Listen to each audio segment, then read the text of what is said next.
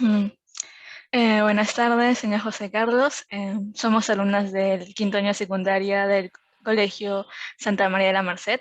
Venimos por parte del profesor Gonzalo Rosario y venimos a hacer una entrevista.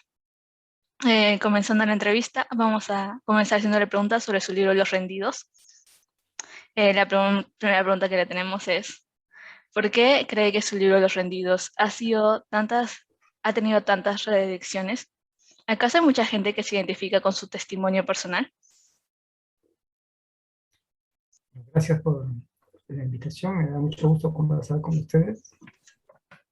Mm, Si el libro ha tenido repercusión, pues no estoy muy seguro, supongo que un poco, y puede ser por varios motivos, quizá porque hay gente que en efecto se siente vinculada a lo que allí se cuenta, aparte de lo que allí se cuenta. Puede ser también por todo lo contrario, hay gente que se sienta muy lejos de que allí se cuenta y que por lo tanto le genere curiosidad averiguar de experiencias que no son propias, pero creo que en parte, por lo menos en lo que he podido conversar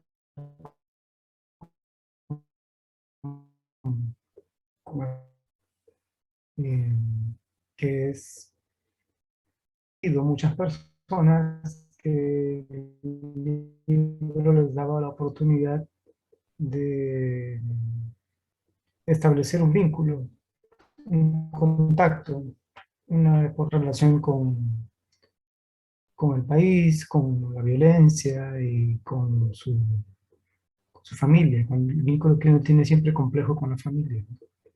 Y esas cosas no hay a veces un lugar para hablarlas, y el libro parecía ser una invitación a hacerlo. Gracias por su respuesta. La segunda pregunta que le tenemos es, ¿por qué en su libro Los Rendidos critica tanto la visión del victimocentrismo? Lo que digo respecto de la víctima en el libro Los Rendidos es diverso y complejo. Hay muchas maneras de enfocar o de describir el lugar que ocupa una persona que sufre violencia. Una de las maneras es lo que se ha venido a llamar el victimocentrismo, que es en el fondo un subproducto de una acción humanitaria. Es decir, vamos a explicarlo de una manera sencilla. Vamos a suponer que alguna de ustedes que estoy viendo, alguna de las cuatro, sufre algún tipo de violación a los derechos humanos. Puede ser tortura, puede ser que haya violencia sexual, puede ser que haya o la desaparezcan alguna de ustedes o algunos de sus familiares, o que ustedes sean testigos de algo muy fuerte que pase en un contexto de estado de emergencia, de guerra, de terrorismo, que explote un coche bomba y, digamos, queden afectadas por eso, pero sobrevivan. En ese caso, ustedes estarían sufriendo algo en su integridad física o psicológica, y su vida se vería alterada por eso que sucede, para siempre posiblemente. Eso las convertiría en víctimas de violación de los derechos humanos, lo quieran o no lo quieran. No es algo que ustedes puedan definir. No es como que voy y me apunto en una lista y digo, esta es la lista para hacer las víctimas, como cuando uno se inscribe en un padrón. Entonces no es un acto, no es una identidad que nadie desee.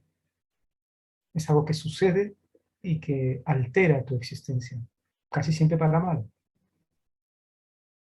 Entonces, si alguno de ustedes fuera la persona que, digamos, sufre tortura, es detenida por alguna fuerza de seguridad, un grupo paramilitar, un grupo terrorista o la policía, ¿no? Lo que pasa en todo el mundo, y la somete a humillaciones, vejámenes, golpes, en fin, hay muchas maneras de hacer sufrir a la gente. Eh,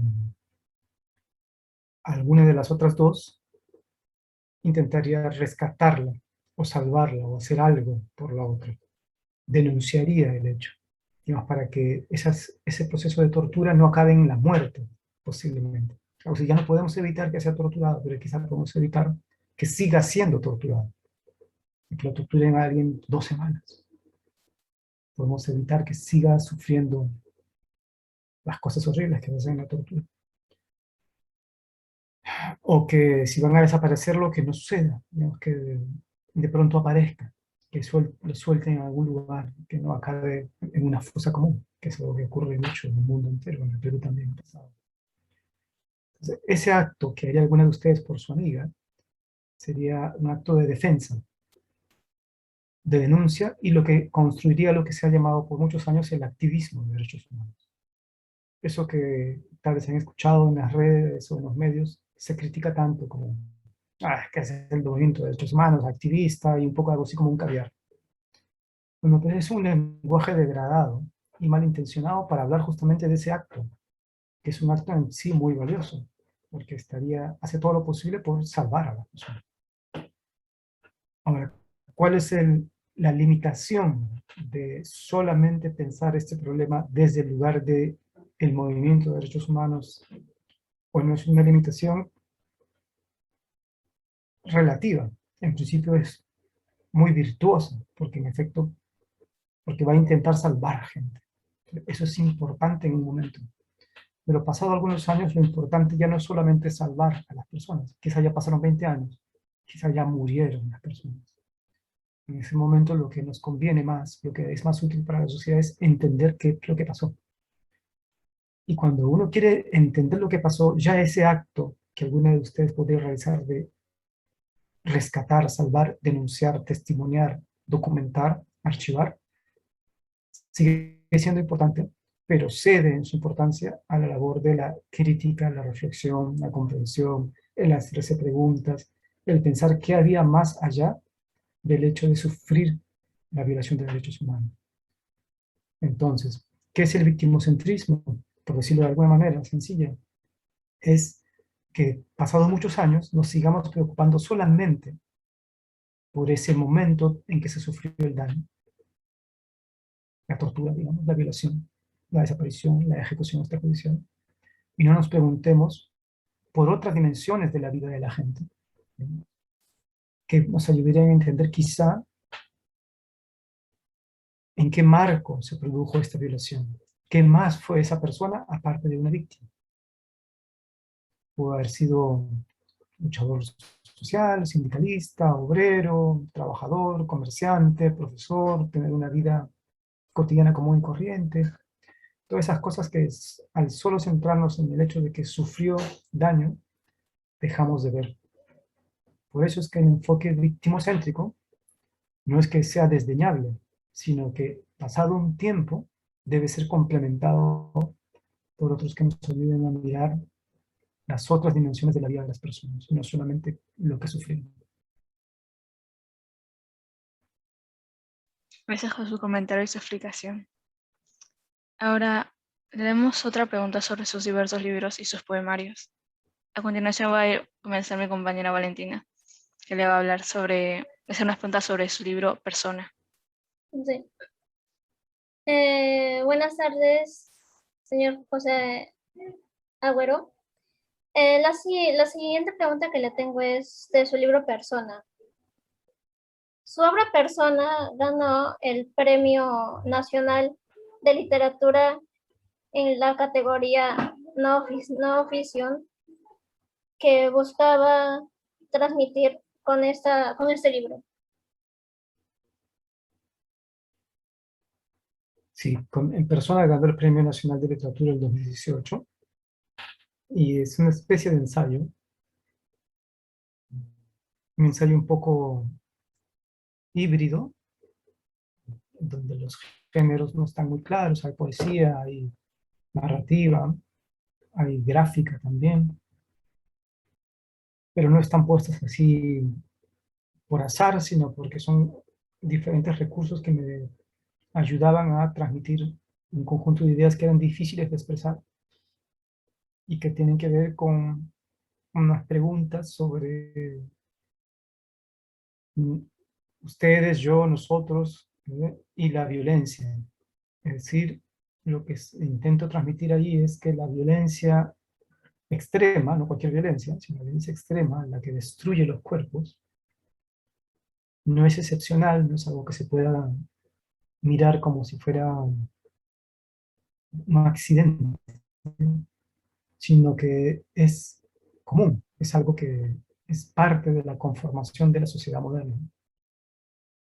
Y que por lo tanto los cuerpos, pues estos que nos soportan, estos que tienen ustedes, este que tengo yo, corren el grave riesgo en el mundo entero de durar poco, ¿no? Que va en contra del sentido común de, digamos, que nacemos y tenemos un enorme proyecto vital que puede llevarnos hasta el siglo de duración.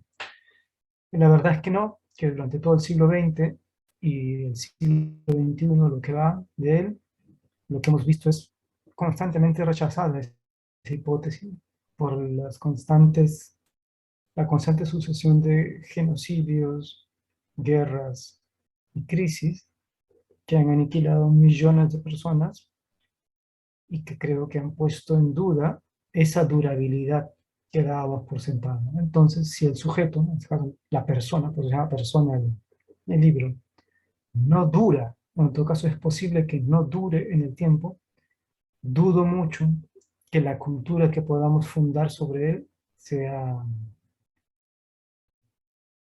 relevante. Entonces, es una pregunta sobre la cultura que se hace sobre cuerpos que son solo incertidumbre.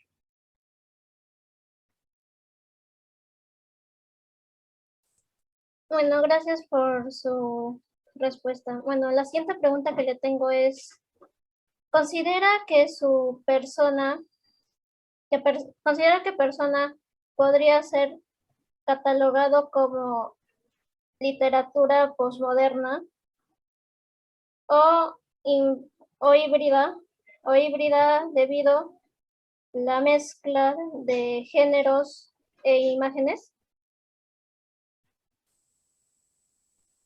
Supongo que hay gente que podría etiquetar ese ensayo como posmoderno o como parte de la literatura fragmentaria.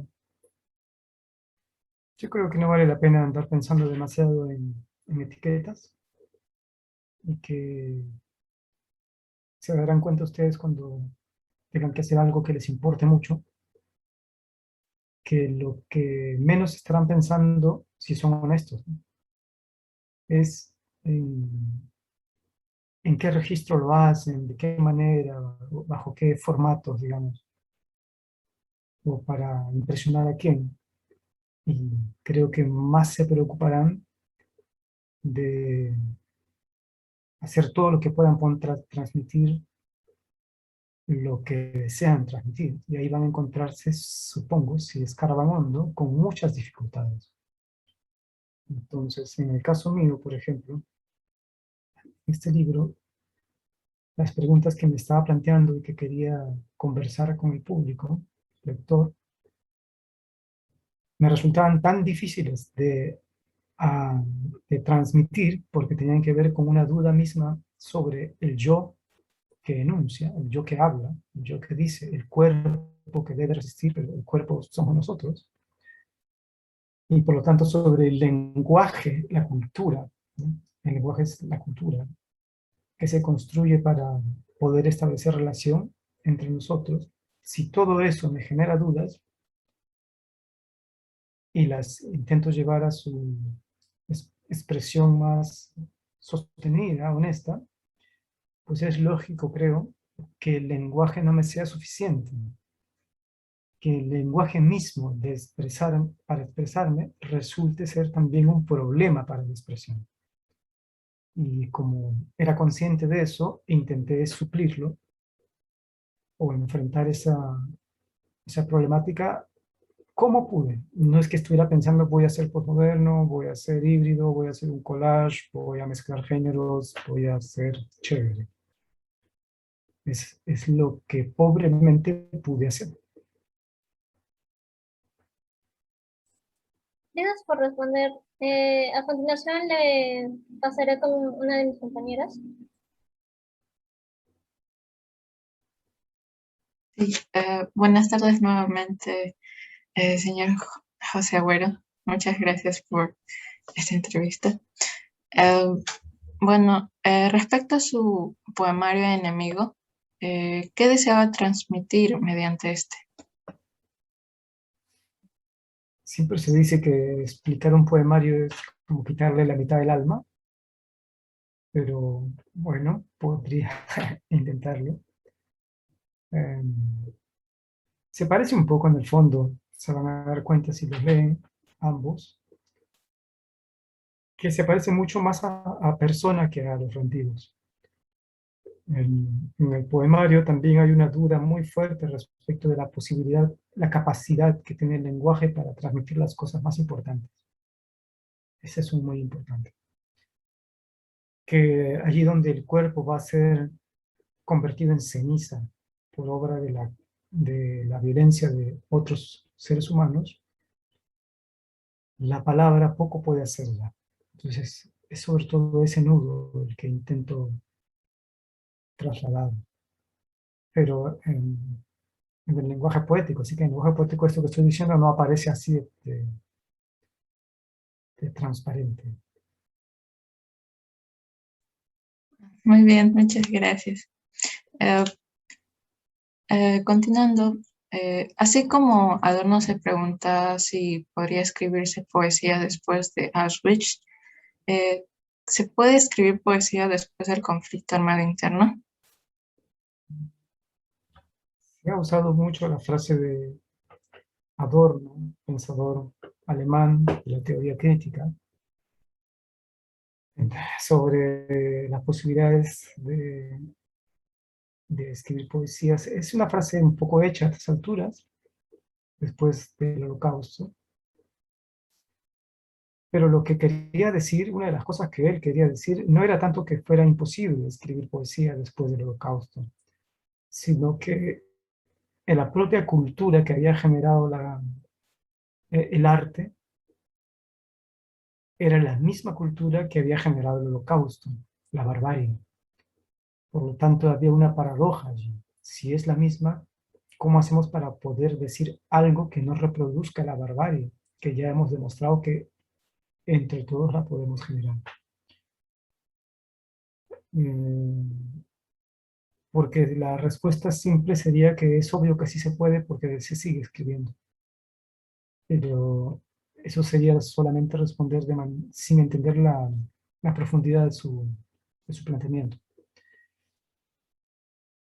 Creo que el conflicto armado interno que se vive en el Perú, como se ha vivido en otros países, pues, procesos análogos, como dictaduras o periodos de terrorismo, o guerras civiles, o guerras internacionales, o grandes procesos de migración forzada,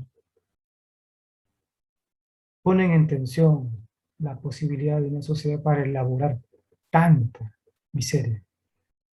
Ese es un problema, pero es un problema para toda la sociedad, también para su lenguaje. ¿Cómo se puede seguir diciendo lo mismo que se decía antes de 1 millón de muertos, por ejemplo? Es un problema porque es imposible que estés compartiendo los mismos patrones de recuerdo, de enunciación, de imaginación, que también te llevaron a asesinar y a desaparecer en masa. Entonces, ¿es posible? Sí, pero creo que es posible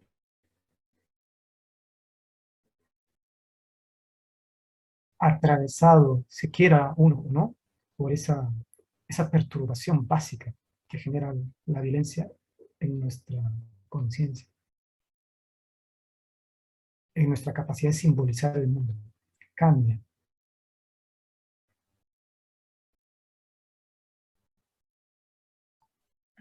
Bien, eh, trasladándose a otras voces, ¿cuál es su opinión sobre Memorias del Soldado Desconocido de Lurgio Gavilán? Memorias del Soldado Desconocido de Lurgio Gavilán es un libro fundamental para pensar el periodo de violencia en el Perú. Por muchas razones, voy a mencionar solamente dos, tres. Uno, porque es pionero. Antes no habíamos tenido muchas obras como esa. Segunda razón,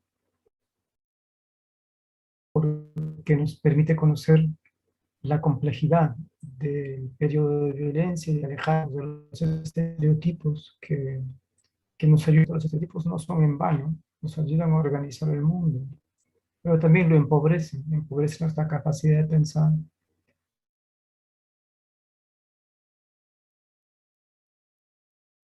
Entonces, en vez de alguien como yo, pudo haber sido al mismo tiempo un niño campesino, luego un joven soldado, luego un franciscano, y luego un antropólogo, y ahora un escritor. ¿Cuál de esas identidades es la que debemos celebrar y cuál es la que debemos desdeñar si es una sola persona? Yo creo que eso es una cosa fundamental, que si acaso lo recibimos el libro como debemos, no solamente fijos que lo celebramos, nos ayudaría, creo que algo así como que nos vacunaría frente a procesos como los que estamos viviendo ahora, de manipulación abierta de nuestra sensibilidad por parte de estos actores políticos tan irresponsables. Y en tercer lugar, porque es un acto de mucho valor el de Lurgio, porque en su libro, como no puede dejar de serlo en cualquier obra, hay limitaciones, hay cosas que también observar críticamente, y es válido que sea así, pero por encima de eso, sabiendo que va a ser objeto del comentario crítico y aún del señalamiento, él ofrece su obra y de alguna manera se ofrece a sí mismo para que hagamos con él lo que querramos. Y eso es un acto moral que me parece muy valioso. Gracias. La siguiente pregunta es, ¿cuáles cree usted que son las películas peruanas que mejor han plasmado los crudos años del terrorismo?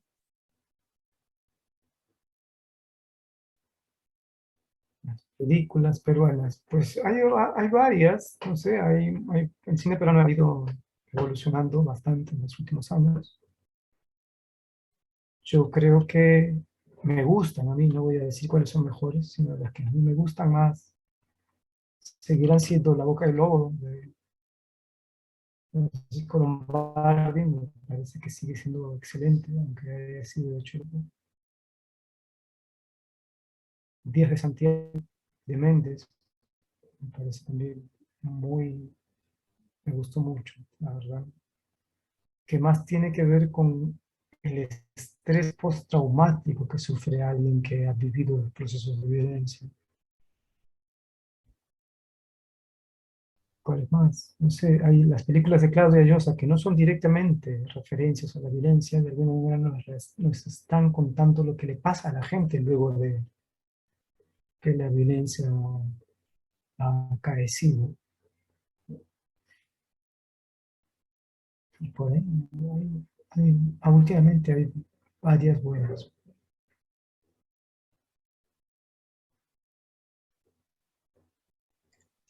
Em, ¿Nos recomendaría ver La Casa Rosada de Palito Ortega Matute? ¿Qué edad tienen ustedes? 16 años. Sí, La Casa Rosada es una buena película. Me gustó mucho a mí. Es una película de un estilo muy descriptivo y tiene un enorme valor porque hay cosas que hemos leído mucho. Por ejemplo, en esta entrevista yo les estaba diciendo tortura, desaparición forzada, ejecución extrajudicial, y claro, las palabras a veces solo acaban siendo rótulos que no nos remiten a una idea.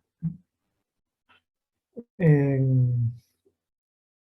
Cosas que se pueden leer, la imagen de ello, ni la sensación de lo que significó o significa. A veces el cine tiene esa posibilidad, ¿no? Esa capacidad de evocar, sino mostrar de alguna manera, como un reflejo, por lo menos, enunciando. Y para bien y para mal, más o mejor logrado o menos logrado, eso ya dependerá de cada quien evaluarlo. La Casa Rosada tiene momentos en que grafica de manera muy fuerte cosas como el miedo que se tenía en las zonas de Ayacucho, las torturas que se producían estando justamente estando siendo capturados por los agentes de seguridad del Estado en la Casa Rosada, que es su casa de tortura, y como eso hubieron muchas, o en un establecimiento policial o militar. Y verlo, o sea, ver lo grotesco que puede ser el destruir literalmente el cuerpo de otro, pues me imagino que ayuda a imaginarme, que es mucho más concreta todo eso que estamos conversando, pero puede ser bastante agresivo de ver también. Muy bien, tendremos en cuenta todo ello. La siguiente pregunta, ¿qué le pareció la obra teatral La cautiva de Pepo León? La cautiva fue importante también, la obra de teatro se ha exhibido ya varias veces. Fue importante porque otra vez nos ayuda a mirar mejor, a ver, a sentir algo que no solamente en el periodo de conflicto armado interno o de violencia política, sino en cualquier periodo es como un tabú en nuestra sociedad y es la violencia sexual contra las mujeres, y en este caso contra además menores de edad. Ustedes quizá lo han visto y si no lo han visto, se habrán enterado, es la historia de una escolar, como pueden ser ustedes y sus compañeros. Y que bueno, en el marco de la violencia que se vivió en esos años, es violentada, ¿no?, por las fuerzas de seguridad del propio Estado peruano. Y su propio cuerpo, digamos, y su recuerdo tampoco es respetado. Es duro como denuncia y es bueno como arte.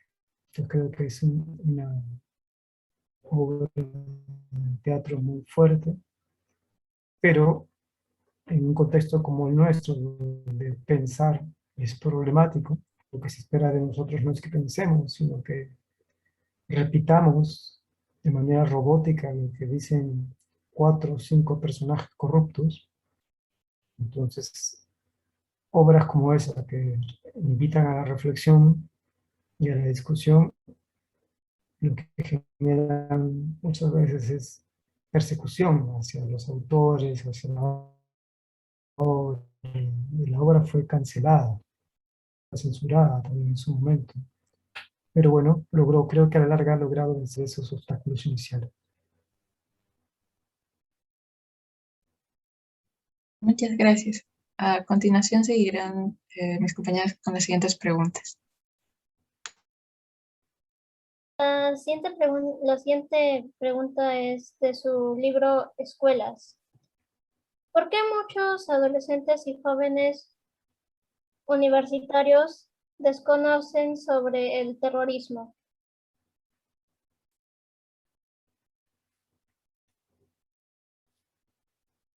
Pues, en el libro lo que vimos, luego de hacer trabajo de campo, o sea, investigación en el terreno, con escuelas en Lima y Ayacucho, es que no era tanto que desconocieran. O sea, no es la conclusión más importante de la investigación. Conocen. Eh, es más, sería un poco raro que no conocieran. O sea, ustedes conocen. Los muchachos no son tan diferentes a ustedes. Bueno, no conocen como un historiador, claro. No conocen como un sociólogo, ¿no? Nadie espera tampoco que conozcan así. Cuando los entrevistábamos o hacíamos los talleres, empleamos varias metodologías. Lo que nos dábamos cuenta era que lo que no conocían era una manera escolarizada básica en torno de la transmisión de ese periodo. Pero hasta yo diría que eso es medio positivo, porque la transmisión escolar elemental, digamos, no es buena para pensar. Es como aprenderse el nombre de todos los presidentes. Recuerdo que en esos años, sigue siendo hasta ahora, ¿no? Una cosa que siempre se dice: "Ah, los chicos no saben nada, mira, les muestro la foto de, no sé, de Osman Morote o de Polay Campos, y no saben quiénes son". Bueno, si a mí me la muestras, dependiendo del año, posiblemente tampoco sepan. Ya no se trata de eso, de conocer. O en qué año fue tal atentado, no saben los niños, los muchachos, los adolescentes, que son ingenuos, en fin. Y esa no es la manera de preguntar. Entonces hay un problema de metodología, que es otra de las conclusiones importantes de nuestro estudio. No tienes que preguntar a la gente qué año ocurrió, no sé, la Comuna de París, en qué año fue asesinado Martin Luther King. Así no se piensa la historia. Y sobre todo, hay cosas que la gente sabe que tienen que ver con la transmisión familiar, con la experiencia personal, con lo que se comparte entre compañeros, entre pares, entre iguales, con lo que recibes a diario, lamentablemente, a veces de los medios de comunicación, o con lo que has vivido directamente. Entonces, más bien era un poco ingenuo pensar que adolescentes de Huamanga o de otras zonas de Ayacucho no supieran, por favor, claro que saben si tienen muertos en su familia. ¿En qué cabeza más bien limeña, urbana? Más bien esa es la pregunta más interesante, ¿no? ¿Por qué los limeños urbanos de algunos lugares piensan que los chicos no saben nada? O sea, nosotros entrevistamos a un montón de gente y era como un poco raro más bien hacerle esas preguntas, porque cuando la entrevista es buena, lo que haces es conversar con las personas. Y lo que hacen es contarte su experiencia o sus recuerdos. Y en todos los recuerdos había el tío, el hermano, el papá, el abuelo, no sé qué, en fin, el vecino, la comunidad, el colegio, atravesados por historias de violencia. ¿Cómo podría ser lo contrario? Entonces la pregunta está mal hecha. Posiblemente, como les digo, no sabían esa manera tradicional de pensar que la historia se aprende, ¿no? En fechas, caritas, figuritas, ¿no? Pero sabían más. Es más, sabían cosas que muchísimos en otros lugares no saben, porque habían bebido de la memoria familiar. Lo que sí notamos como debilidad era que mucha de esta experiencia familiar que tenían los adolescentes, pero también en Lima, ¿no? Porque, ojo, se tiene una idea de Lima también un poco rara en los medios de comunicación, no sé si lo habrán notado ustedes. Es algo así como que los limeños hubiéramos venido como del espacio-tiempo cero, cuando los limeños, por lo menos ahora la mayoría, son o segunda o tercera generación de migrantes. El limeño mazamorrero criollo debe ser muy poquitas personas. Y los demás somos los que somos, ¿no? Yo he vivido toda la vida en Villa María del Triunfo, digamos. Luego en el Agustino, y todas las personas que he conocido eran o directamente migrantes o sus padres eran migrantes de primera generación. Y muchísimos de ellos, les digo, cosas que son evidentes, pero que hay que decirle a veces así hasta la prensa, porque no entienden, vinieron en ese periodo a Lima. Muchísimos, miles, no 20, no 30 personas, sino cientos de miles. Y esas personas son limeñas. Entonces, preguntarse algo así como, ¿y los limeños conocerán? ¿Pero cómo? ¿De qué limeño estás hablando? Porque si estás hablando de esos limeños, no solamente conocen, sino que lo han vivido. Lo han vivido y no solamente lo han vivido, ha tenido efecto en sus vidas de tales maneras que han tenido que irse a vivir, escapando hacia otra ciudad, a empezar de cero. Y ese tipo de conocimiento, puede ser inclusive mucho más relevante que el conocimiento escolar, porque finalmente el conocimiento escolar transmitido en una hora de clases de 5 años, que más o menos eso es lo que toma a veces, o a veces no toma nada, no se enseña nada, los profesores se saltean el tema, pues no hace la gran diferencia. Hay que aprender a valorar, en vez de preguntarse o partir de la hipótesis falsa de que no saben los chicos, lo que hay que preguntarse es, vamos a averiguar qué es lo que saben, en qué consiste y qué posibilidades creativas tienen. Lo que sí vimos es que en efecto había una limitación en tanto eh, faltaban herramientas intelectuales, por decirlo así, más que nada de información, para vincular la historia local, ¿no? o familiar con los grandes procesos nacionales. Y ahí sí podría llamarse eso un déficit del sistema público de escuela, ¿no?